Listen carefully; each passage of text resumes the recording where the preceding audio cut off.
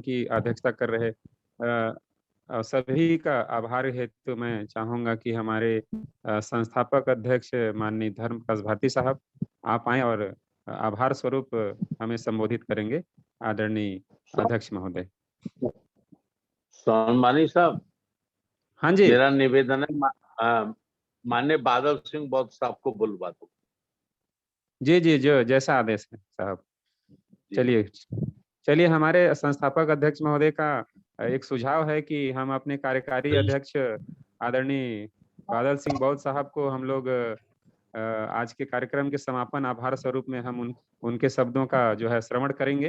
तो मैं आमंत्रित करना चाहूँगा आदरणीय बादल सिंह बौद्ध साहब, आप आएँ और कार्यक्रम को समापन की ओर ले चलें। बहुत-बहुत स्वागत है। बहुत-बहुत आभार माननीय संचालक जी और हमारे संस्थापक जी के आदेश अनुसार मुझे यहाँ कम शब्दों में बात रखने को कहा गया है। अर्थशास्त्र की दृष्टि के अनुसार ये विषय था, उसमें एक शब्द था महंगाई। महंगाई मांग और पूर्ति के आधार पर निर्धारित होती है अर्थशास्त्र की दृष्टि से हम देखेंगे। लेकिन इसके साथ एक और शब्द जुड़ा हुआ है, षड्यंत्र। मैंने षड्यंत्र की परिभाषा निकालकर आज लगभग 255-56 साथियों को डाली थी कि षड्यंत्र का मतलब क्या होता है। जैसे कि हमारे अभी अध्यक्ष महोदय दादरा साहब ने बताया कि एक तरफ तो सरकार ये कह रही है कि हमें जो भी संस्थान है जन कल्याणकारी योजनाओं को चलाने के लिए वह घाटे में जा रहे हैं। अगर घाटे में जा रहे हैं तो सरकार के जो सिपह सलाहकार हैं वो क्यों खरीद रहे हैं? घाटे वाले चीज को कोई कारिंदा या कारोबारी कभी नहीं खरीदता। जो व्यक्ति व्यवसाय चलाता है, पूंजीपति होता है, वह घाटे वाले शेयर कभी नहीं खरीदता है।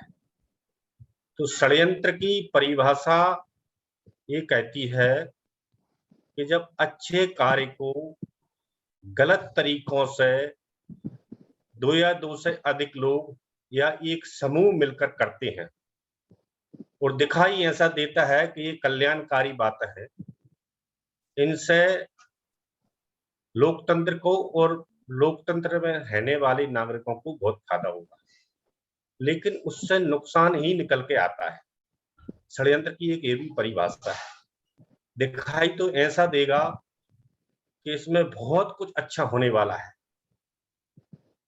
दूसरी भाषा में कहें, पिछले लंबे समय से चल रहा है कि एक जुमला टाइप का बाद में जाके साबित होता है।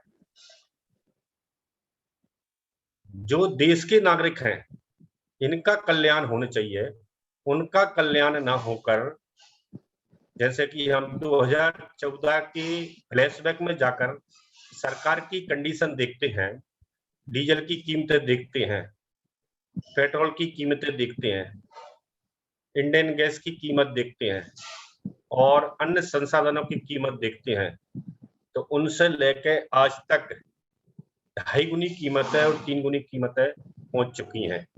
जहां 300 350 गैस हुआ करती थी, आज लगभग 900 पे पहुंच चुकी है। तो दिखाया ऐसा गया था कि आपका बहुत कुछ अच्छा होने वाला है, लेकिन दिखा कैसा कि कुछ भी हाथ नहीं आया। तो ये एक षड्यंत्र के तहत ये कार्य किया जा रहा है। इससे हमको दिखाई तो नहीं देता है, लेकिन जब तक हम समझ पाते हैं कि ये कुछ ना कुछ होने वाला है, जब तक बहुत कुछ हो चुका होता है, तो महंगाई एक सोची साजी समझे से साहब इसको कई बार अच्छे से बता चुके हैं कि इसके पीछे 3 कारण होते हैं। मुनाफाखोरी के लिए जमाखोरी की जाती है, मुनाफाखोरी के लिए जमाखोरी की जाती है और जमाखोरी के बाद फिर ये षड्यंत्र महंगाई के तौर पर बढ़ता है। कम दामों में किसानों की फसलों को खरीदकर बड़े ऊंचे दामों में बेचना, साहब इसको कई बार बता चुके हैं। ये षड्यंत्र आसान दिमाग रखने वाले या सहज सोचने वाले, डेली बेसिस की मजदूरी करने वाले साथियों को समझ में नहीं आता है। हमें इस प्रकार की वर्चुअल क्लासें, वेबिनार या फिजिकल मीटिंग लगाकर समाज में अवेयरनेस लाना होगी। ये विषय बहुत बड़ा है, काफी लंबे समय तक चलेगा और इसकी कम शब्दों में व्याख्या नहीं की जा सकती। इसकी मांग पूर्ति के नियम अर्थशास्त्र के अनुसार बताना पड़ेगा, तब इसको समझ में तरीके से आएगा। मार्केट नियम समझाना पड़ेगा। मार्केट नियम कई अच्छे अर्थशास्त्रियों ने समझाया हुआ है, ये कम समय में नहीं हो सकता और इसको थोड़ा और अच्छे से हमारे संस्थापक जी रखेंगे। मैं आज इस पर ज्यादा अपनी बात रखना नहीं चाहता। जय भीम, नमो बुद्धाय।